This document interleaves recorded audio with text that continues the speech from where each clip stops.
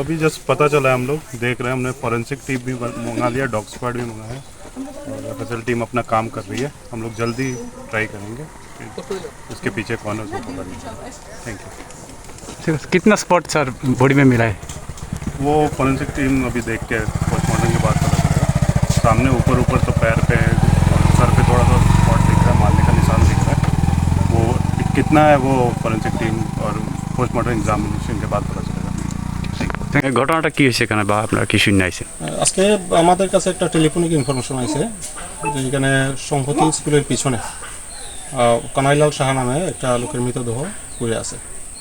তো এই খবর পাই আমরা আইছি, দেখছি যে ওনার ঘরের মধ্যে উনি নিচে রোডে পড়ে রয়েছে। তো আমরা এফএসএল টিমরে খবর দিছি, তারাও আইছে, ডগ স্কোয়াডের খবর দিছি, তারাও আইছে, এখন স্পটে আছে, ইনভেস্টিগেশন চলছে। তার কি খুন করা হয়েছে নাকি? প্রাথমিকভাবে এরকমই মনে হচ্ছে এটা খুনের ঘটনা।